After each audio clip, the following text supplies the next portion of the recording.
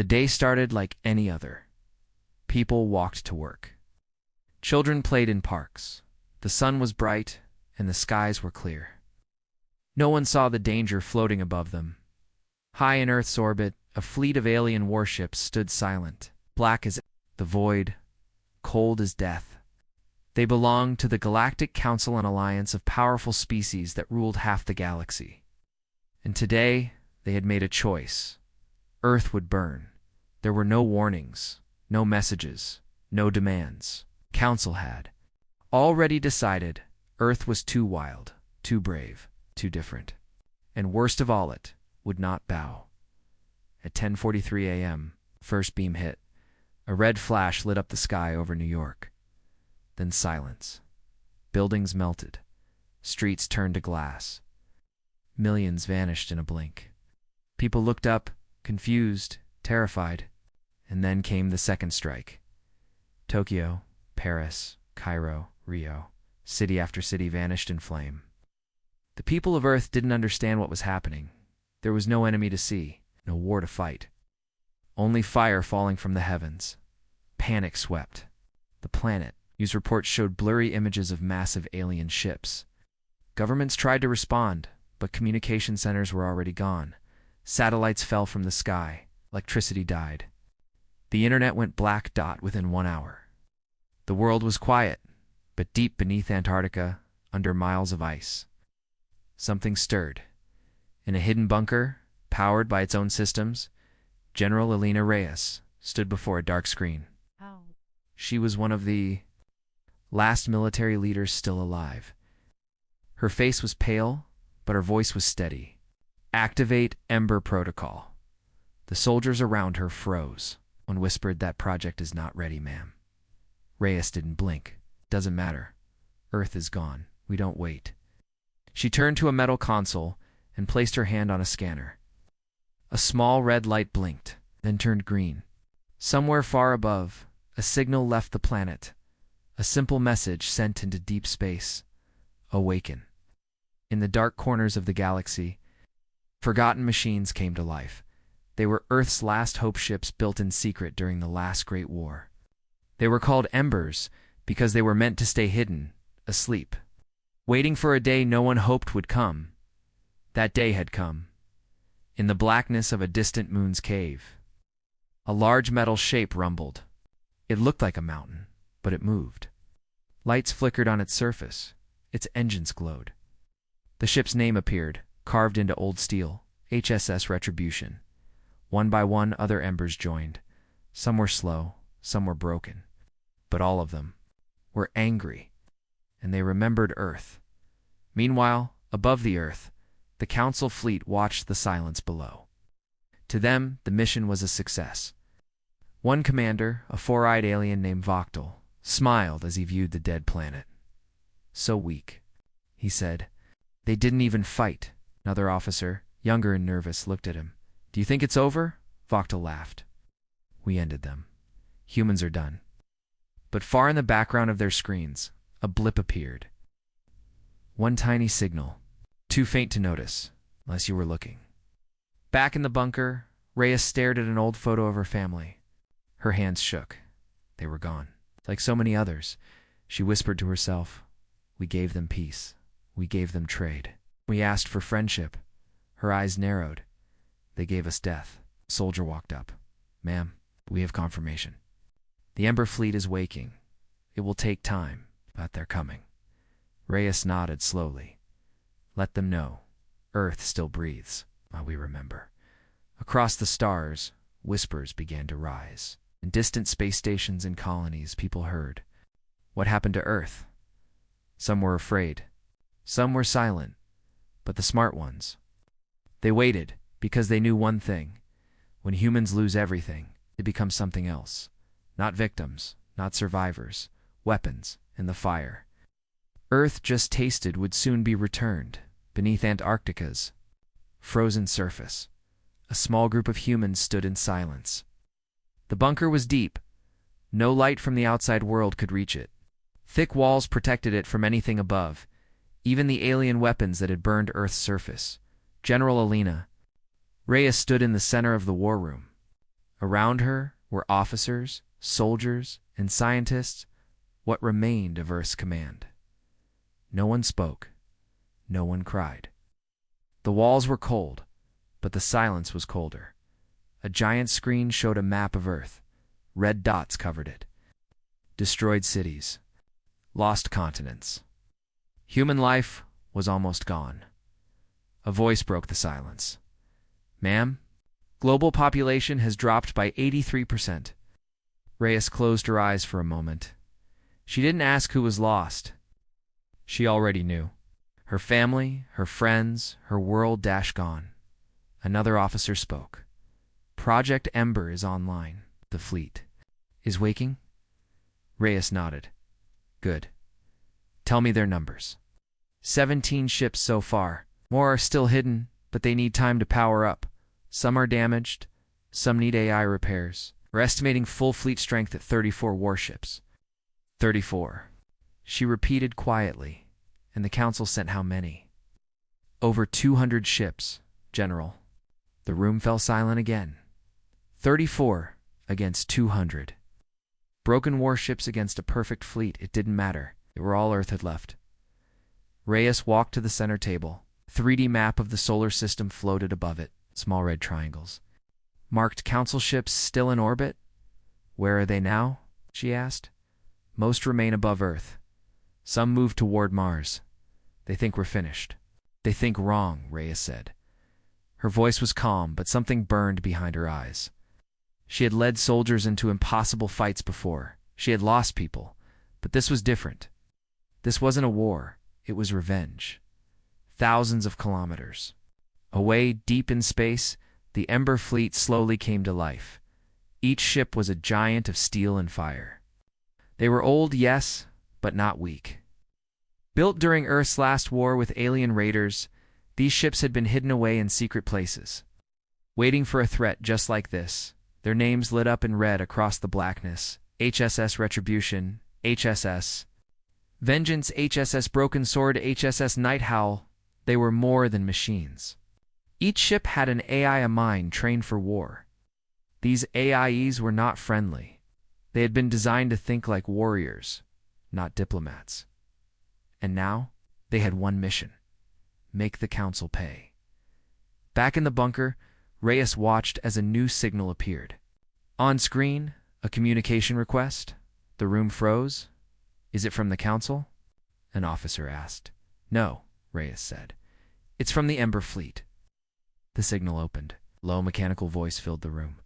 "This is Ember Command. All active units are online. We await your orders." Reyes stepped forward. "This is General Elena Reyes, Earth Defense. Directive 7 is active. The Council attacked Earth. Over 7 billion civilians are dead. You were cleared for retaliation." There was a short pause. Then the AI responded. "Understood. Operation Ashfall begins now." Far above, the Council's fleet sat quietly. They believed their job was finished. One of the commanders, a tall, blue alien named Admiral Zirith, stood on the bridge of his flagship, the speaker of order.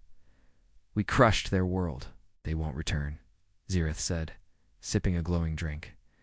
His officers didn't look so sure. "There are rumors," one said quietly. "Signals from the outer moons. Strange movement in the belt." Zirith rolled his eyes. "Ghost stories. Humans always liked their myths." He leaned back in his chair. "Let them whisper. There is nothing left." He didn't know right at that moment a human warship was passing through the shadows of Saturn's rings. Its engines were cold. Its lights were off. It moved like a dead thing. But inside, it was very much alive. Hours later, the first Ember strike began. A small council outpost near Jupiter picked up movement. They expected pirates. Maybe a space rock. Not a ship. Not that ship. The HSS Night Howl came out of the dark with all guns hot. By the time the outpost sent a distress signal, it was already gone. The Ember fleet didn't fight fair. It didn't fight clean. It fought smart, fast, and without mercy. Ship after ship hit targets and vanished. No signals. No broadcasts. Only fire in the war room. Reyes watched the Council's fleet react. Confusion spread. Some ships changed. Of course, some pulled back. A few opened wide-range scans, but they found nothing. One officer smiled. They don't even know what hit them. Reyes nodded. Good. Let's keep it that way. She turned to the room. Earth didn't die. We are still here, and we will not beg for peace. We will teach them fear. The officer stood straighter. No. More silence, Reyes said. It's our turn to speak. And we speak in fire. The stars above the galaxy were calm. Trade routes ran as usual. Council patrols moved slowly across peaceful sectors. Alien stations welcomed travelers from dozens of species. Life continued as if Earth's destruction was just another forgotten battle, but in the dark corners of space, behind gas giants. Inside frozen asteroid fields and among the broken moons, the Ghost Fleet moved. No lights, no signals, no sound, just silent shapes of war. The Ember Fleet, Earth's last warriors, had returned, and no one saw them coming. On a council transport ship near the border of Sector 9. Captain Yulvar of the Droskin race was reviewing cargo reports. His species had sharp spines along their necks and spoke in hissing tones. Any news of Earth? He asked. One of his crew looked nervous. Rumors only, Captain. Some say humans are still alive. Others say their spirits now haunt space. Yulvar hissed with laughter. Spirits, humans do not return from death. He was wrong. That very moment. His ship's sensors picked up a faint shadow behind them. Something fast and quiet. Something's there, shouted his second officer, but before anyone could act, the shadow moved. The HSS Vengeance uncloaked just long enough to fire, for railguns lit the black with red streaks. The transport ship exploded, its screams lost in the vacuum. The Ember ship vanished again. No one was left to tell the tale. In the Galactic Council's high hall, alarms began to ring. Admiral Zereth stood before a large screen showing recent attacks. 3 Council supply ships gone. Scout patrol destroyed near Mars. An outpost completely erased. No survivors, no signals, only wreckage. He clenched his jaw. This is not coincidence. These are strikes, tactical, planned. The council members murmured in fear. They were a mix of species, some with fur, some with shells, some made of light, but all were quiet now. Who? Someone asked. Who is doing this? A voice answered from the shadows. Humans. All eyes turned to Counselor Vrellick, a reptilian elder who had once voted against Earth's destruction. We were warned, Vrellick said. We struck first, and now they return. Zereth slammed his fist on the table. We killed Earth. Vrellick stared at him. You killed their cities, not their spirit. In a hidden base near Pluto's orbit, the Ember Fleet had gathered. The ships floated silently, their old hulls covered in battle scars. Some had been asleep for over 30 years. Others had never seen battle before, but all were ready. Inside HSS Retribution, Commander Alara sat in the command chair. She had lost her brother during the first attack on Earth. Now, she led the Ghost Fleet. A screen lit up before her. Targets, Council Relay Station on Luna. B. War Factory near Glix Minor. Supply ships near Titan's Rings. She studied the list. Begin the burn, she said. Across the fleet, engines fired without sound. The ships moved like shadows through space, unseen by the Council's wide-range scanners. Their tech was too old to be noticed. That made them dangerous. The attack on Luna B came without warning. The station's guards saw only ghosts rising from the dark. They fired randomly, panicked. But human ships were already inside their defenses. Boarding pods slammed into walls. Out came soldiers in black armor, silent and fast. Within 8 minutes, the station was empty. Alara stood in the control room, looking over captured maps and enemy plans. She opened a channel back to the bunker on Earth. Luna be taken. 0 losses. Council weapons recovered. Orders. General Reyes appeared on screen, eyes sharp. Keep pushing. Hit them where it hurts. Alara nodded once. Understood. Fear spread through council space like wildfire. Whispers filled trade ports and colony halls. Human warships. Back. They don't speak. They don't ask. They just kill. They wear black. Their ships are cold. They can't be stopped. Council soldiers began refusing orders. Civilians started fleeing border worlds. Even council captains began double-checking their orders. And through it all, the Ember fleet kept moving one target after another, always silent, always deadly. Back in the Galactic Council's war chamber, chaos ruled. "We must send our entire fleet," one alien shouted. "They'll expect that," another warned. Admiral Zereth growled. "Then we send bait. Force them out." He pointed at the map. "They hide in shadows. We bring them into the light. We attack their last bunker. We finish what we started." But Counselor Vrelick shook his head. "You don't understand. They want us to attack. They want us close." Zereth didn't listen. He had already ordered the fleet to Earth, inside the Ember fleet's war room. Lara smiled. She had heard the Council's latest plan. "They're coming for us," her second-in-command said. "Yes," Alara replied. "Let them come." She turned toward the battle screen. "Prepare the trap." Vornak Prime was one of the most important planets in the Galactic Council. It was rich, beautiful, safe, home to over 8 billion Council citizens, and guarded by a massive fleet. Tall silver towers covered the land. Skies were filled with clean ships, and trade stations floated in orbit like polished gems. To the galaxy, Vornak Prime was a symbol of Council power. Unshakable, untouchable. But that was about to change, in deep space. Hidden beyond sensor range, the Ember fleet watched silently. Commander Alara stood on the bridge of the HSS Retribution, her eyes cold. Today, she said, we strike their pride. Around her, officers prepared for the most dangerous mission so far, an attack not on a lonely outpost, but on the heart of the Council. They had one goal: send a message, so loud that no alien could ever ignore it. Ilara looked to her crew. They burned our world. Now we burned theirs. Back on Vornak Prime, life went on as normal. Citizens drank glowing drinks in floating cafes. Children rode hovercrafts above crystal rivers. News screens still told the same story. Earth is gone. Peace has returned. But far above, something shifted. A guard ship picked up a strange movement, then another. Then 5 more. What is this? The Vornaki captain asked, "Show me the feed." The screen showed nothing but blackness, till the first human warship decloaked. It was massive, old, ugly, and full of hate. Then 5 more appeared, then 12, then 24. Alarms screamed. The Ember fleet had arrived.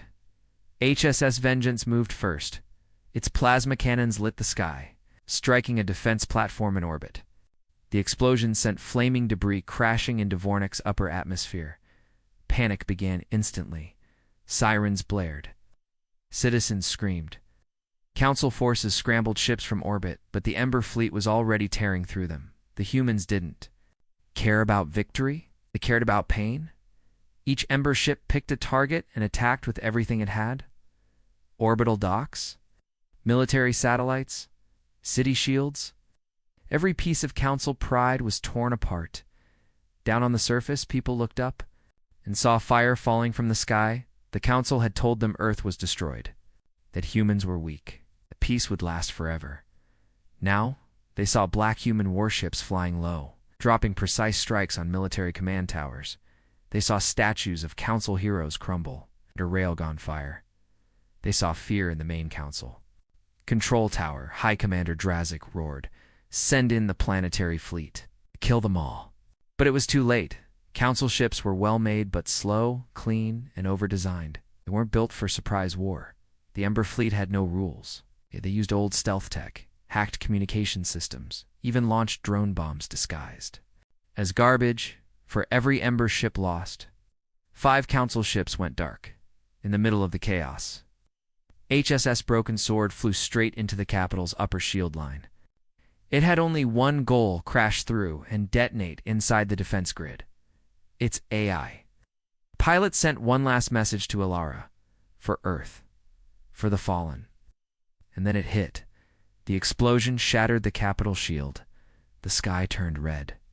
Fires rained. Down over the main government towers, half the capital city fell into darkness. Back in orbit, Ilara watched from her command screen. She didn't smile. She didn't cheer.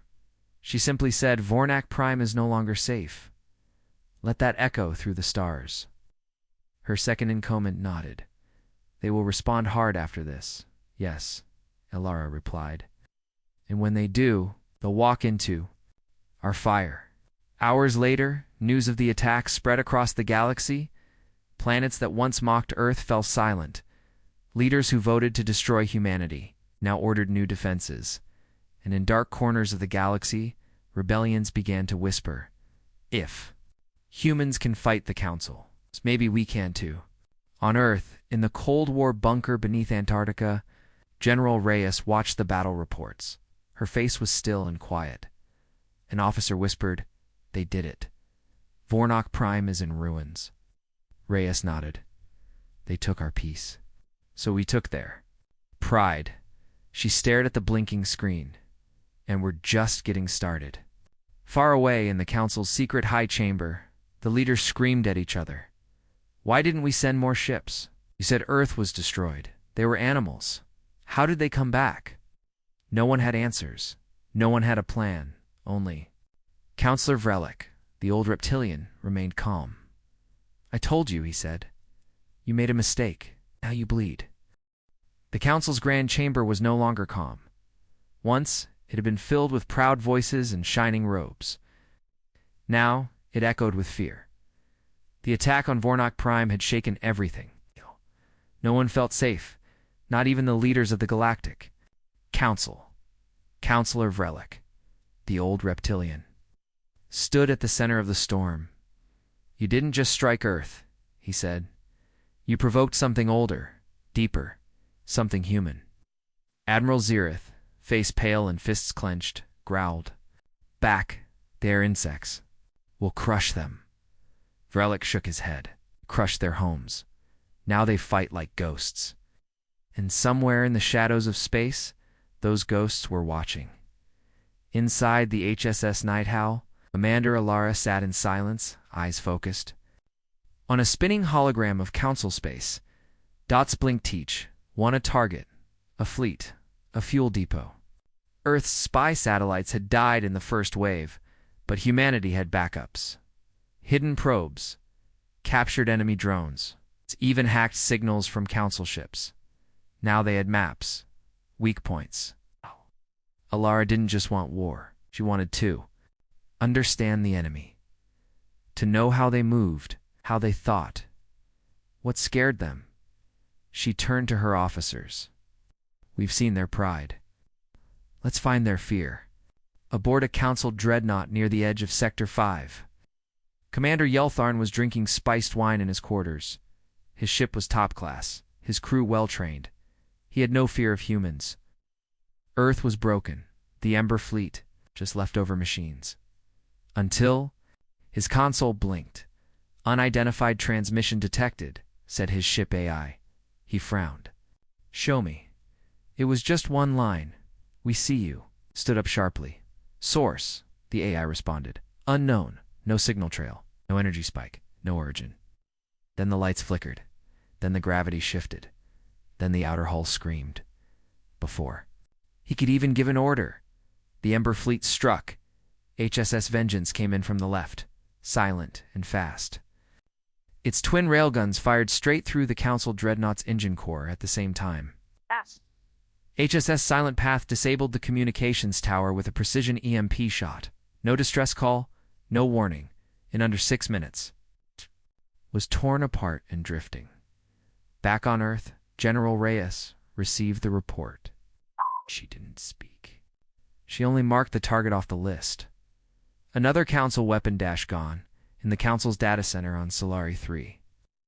A researcher named Kelnaz reviewed battlefield data. He wasn't a soldier, wasn't even important. But he noticed something no one else had. The humans. They aren't choosing random targets. His assistant blinked. "What do you mean? They're hitting supply chains? Fuel lines? Communication repeaters? All hidden ones?" Classified ones. The assistant frowned. They shouldn't know about those. Kelnus nodded. But they do. He zoomed in on a recent battle site. They don't just see us, they understand us. Inside HSS Retribution, Alara listened to a deep voice across the speaker system. It was an AI from the old Earth military network system called Watcher. Watcher had been designed to study enemy behavior in real time. Now it tracked the Council's every move. They are beginning to fracture, Watcher said. Some Council fleets have pulled back. Others are moving without coordination. Trust is weakening. Ilara looked thoughtful. Fear breaks alliances. Correct, Watcher replied. And they are afraid. She turned to her officers. We hit their fleets, they repair. We hit their systems, they rebuild. But if we hit their trust, they fall. Soon, rumors began to spread across Council space. Human spies are inside the Council. No one can hide from Earth's ghost ships. They see everything. They know everything. They are already here. Paranoia grew. Fleet commanders turned on each other. Some accused their own crew of working with humans. In one Council station, 2 high-ranking officers drew weapons in a meeting room, each claiming the other had leaked location data. The humans hadn't sent any message. They didn't need to. The fear did the work for them.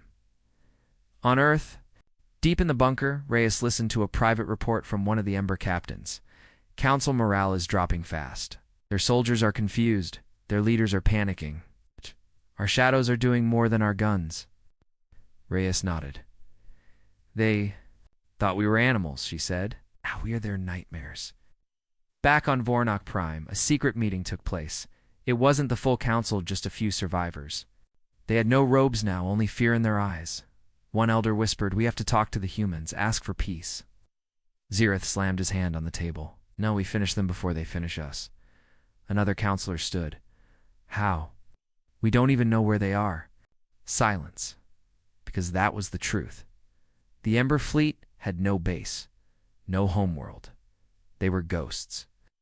And the Council, so proud just days ago, now sat in the dark blind and hunted in the black of space. A final message was sent from Alara's ship. To the remaining Council systems, it wasn't loud. It wasn't long. Just 3 simple words. We see you. The Ember Fleet was feared. Its ships were silent, fast, and deadly. Its strikes were sharp. Its purpose was clear. But there was something more dangerous than the ships, something the Galactic Council had finally begun to notice. It wasn't just machines destroying their fleets. It was one human, one mind, and her name was now whispered with fear across 1,000 worlds. Commander Lara, in the war room. Aboard HSS Retribution, Alara stood before a screen filled with blinking stars. Each dot showed a council target. Each red circle was a planet where Earth had lost civilians, cities, families. Hope she studied them without blinking. Her officers worked quietly behind her. No one asked questions. No one interrupted. Ilara had earned their silence. She wasn't loud. She didn't shout commands or give long speeches. But every move she made hit the Council harder than the last. She didn't just strike planets. She struck fear into the hearts of enemies. Her second-in-command, Lieutenant Morrow, approached carefully. Target Glix Minor is ready. Council fuel hub. Medium defenses. What are your orders? Lara answered without turning. Bleed them. Dry. In the Galactic Council's Central Command Station, a group of alien intelligence officers reviewed dozens of battlefield recordings. They zoomed in on the tactics used by Ember ships. One officer, a thin insect-like creature with glowing eyes, pointed at the display. They move with purpose. Not random, not desperate. Each ship acts like a piece on a board, another replied. We've seen these patterns before. Military war games. Someone is leading them, as the first agreed. And she learns fast. They pulled up footage Lara, years earlier, during peace conferences. A low-ranking strategist. Calm. Clever. Overlooked now. She was leading the Ghost Fleet. She's not just a commander, one said. She's a weapon. Ilara had grown up in the north. She knew cold. She knew silence. And after the council burned her home, she learned one more thing: how to turn grief into fire. She never spoke of her past, but she never forgot it. Before the attack on Glix Minor, Lara met with her fleet captains. We strike fast. No mercy. No speeches. Captain Rios, commander of HSS Nightowl, spoke up. Intel says there are still civilians near the fuel fields. Council loyalists. Ilara looked him in the eye. They stood quiet when Earth burned. Let them feel the smoke. No one argued, because they all remembered what Earth had felt like. When it fell, the attack came at dawn. Glix Minor had thick blue skies and tall metal towers. Its people believed the Council had protected them. That belief ended in seconds. HSS Broken Lance dropped from orbit and struck the primary defense grid. Explosions ripped across the ground. Fuel lines caught fire. Storage tanks burst. Panic spread as Council soldiers ran in every direction. Then came the second wave.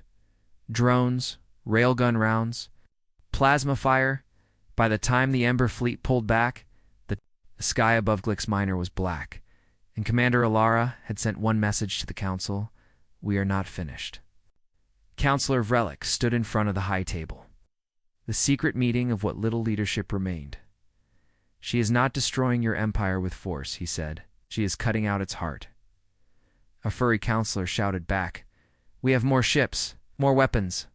Vrelick snapped. And none of it matters if your captains are afraid to fly. He slammed a clawed hand on the table. You burned her world. She will burn your legacy. Back on Earth, in the deep bunker, General Reyes listened to the latest. Fleet report Glix Minor is gone, her officer said. No Ember losses, civilian survivors, unknown. Reyes stared at the screen for a long moment. Ilara's going too far. She's winning, the officer replied quietly. Reyes said nothing. She had trained Ilara once years ago, in the Last Peace Academy. She remembered a kind girl, sharp with maps and strategies. Quiet, loyal. Now that girl had become a firestorm. On her ship, Ilara stood alone in her quarters. No light, just old photos on the wall, photos of Earth, of green forests, of her little brother smiling on a swing. He was gone now, lost in the first wave. She looked at the photo for a long time, then turned away. The Ember fleet moved again. More planets fell. More stations burned. Council fleets tried to regroup, but every time they moved, Ilara was one step ahead. She didn't just know where to strike. She knew when, and that terrified the Council in a desperate attempt to stop her. The Council sent a message, a direct one. Commander Ilara, you have taken much. Let us talk. Let us end this. She responded with 3 words. Not yet, burn. The Galactic Council was falling apart. Their grand chambers, once filled with proud voices and endless debates, were now cold, cracked, and quiet. Smoke drifted through the sky above the Council world. War reports poured in like waves, each worse than the last, and behind it all was one name: Commander Ilara. The Ember fleet wasn't just winning battles. It was breaking the will of the Council. One empire at a time, in the hidden meeting room beneath the Council Tower, the last surviving leader sat in silence. Councillor Vrelick slammed his fist down. Should have crushed them when we had the chance. Councillor Drayon, a serpent-like diplomat, hissed back, You started the fire, Vrelick. Earth only answered. Another shouted, We need unity. But no one listened. Some demanded peace, some wanted full war, and some quietly prepared to run, far away. In deep space, the Ember fleet circled their next target, Veltrax Prime, a council stronghold full of weapons, factories, and command centers. But more important than that, it was the homeworld of one of the Council's oldest races. Captain Rios looked at the map and shook his head. If we hit this place, the whole Council might turn on itself. Ilara stared at the glowing red circle on the screen. That's the point. The attack on Veltrax Prime was fast and brutal. Ilara's ships didn't wait. Drones dropped from orbit, disabling power grids and radar systems. Strike teams landed within minutes, storming factories and data centers. The planet's defenders fought hard, but they were outmatc. By the end of the second day, Veltrax Prime's skies burned orange. The message was clear. Nowhere is safe. Back. In the council chambers, panic erupted. Counselor Drayon stood and pointed at Vrelic. You led the charge against Earth. You brought this on us? Vrelic growled, and I would do it again. They were growing too fast, you murdered. Millions. Drayon screamed, now your homeworld burns. Another counselor rose, trembling. This is a war of ghosts. Her ships come without sound. Her missiles fall like thunder. No warning. No mercy. Some counselors stormed out. Others shouted. A few whispered plans for escape. The council was no longer united. It was broken. Back on HSS Retribution, Alara sat in her command chair watching the news feeds from Veltrax Prime. She said nothing. Her officers didn't cheer. There was no celebration, only silence. Lieutenant Morrow walked up to her. Intel says council members are turning on each other. Protests, riots, even civil wars. Alara finally spoke. Could let them feel what Earth felt. On Earth, General Reyes watched Aliris rise with growing fear. She's winning, one officer said. Reyes nodded slowly. Yes, but she's losing something too. The officer tilted his head. What? Her soul? Reyes had once believed Alara could bring balance. Now she wondered if she had created a storm too powerful to control. A secret group of council members sent another message. Alara, we were not all part of the attack on Earth. We seek peace. We offer surrender. Let us stop the blood. Ilada read the message alone. She didn't smile. She didn't get angry. She simply replied, then leave the council, or fall with it. The cracks in the council widened. Whole species declared neutrality. Some worlds shut their borders, fearing Ember retaliation. One by one, the council's mighty allies vanished, and still, Ilara pressed forward, on Veltrax Prime. A small child stood in a ruined street, crying. A human marine picked her up and handed her food. The girl was alien blue skin, wide yellow eyes. She trembled as the soldier wrapped her in a blanket.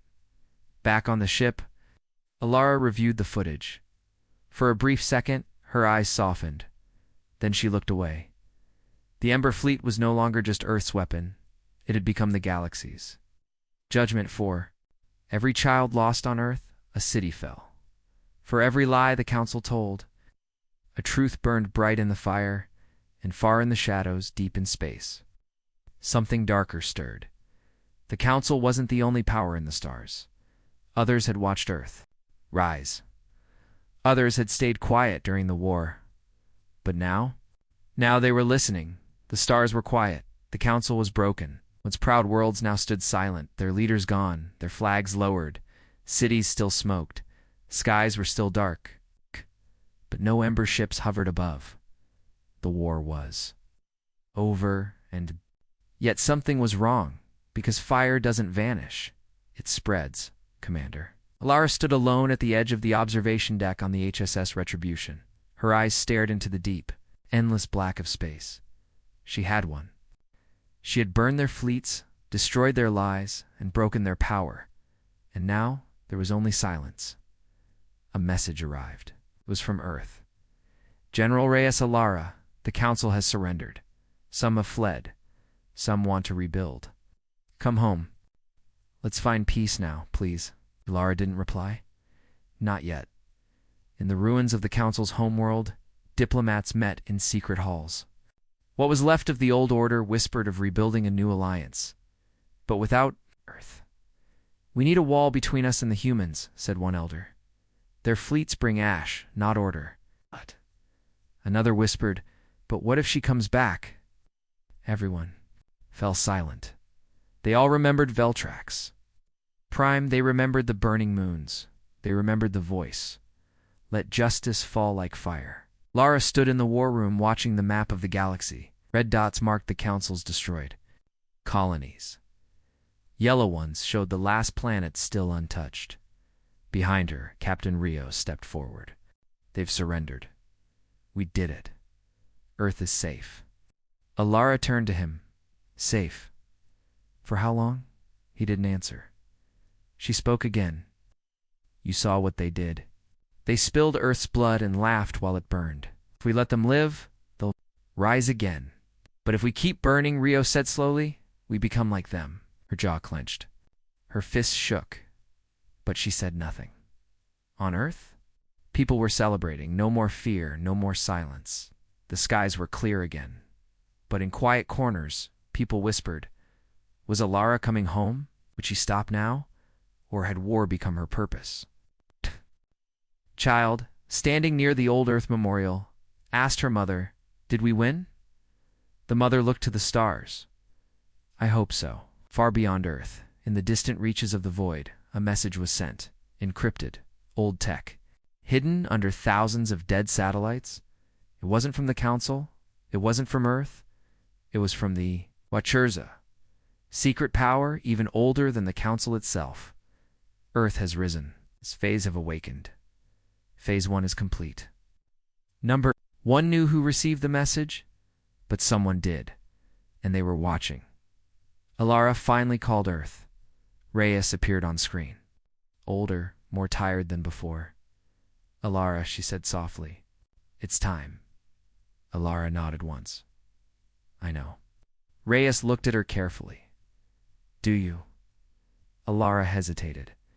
I didn't fight for revenge. I fought for the children lost, for the cities turned to glass, for the ones who died calling for help that never came. Ow. Reyes spoke gently. And now? Ilara's voice was quiet. I don't know who I am without the fire. Earth prepared a welcome for its hero. Streets were cleaned. Statues were raised. Songs were written, but the Ember Fleet did not return. Only one ship broke formation. Retribution heading toward the edge of known space. When Earth called again, there was no reply. Alara had vanished. Years passed, the galaxy changed. New governments rose. Treaties were signed. The Council was never rebuilt. But no one dared threaten Earth again. No one forgot the Ember ships. No, one forgot the fire. On a quiet, faraway planet, in a valley untouched by war, a small farm rested between green hills. A woman with silver hair walked among the fields, planting seeds, staring at the sky every night. The locals called her the Star Ghost. She never spoke of her past, but sometimes when thunder rolled in, she stood tall and still like a commander. Waiting for orders, the Ember Fleet stayed hidden, somewhere deep in the void, waiting, watching, because war had taught humanity one thing: peace was not a gift. It was a choice, and a fire must always be ready to burn again if the darkness returned.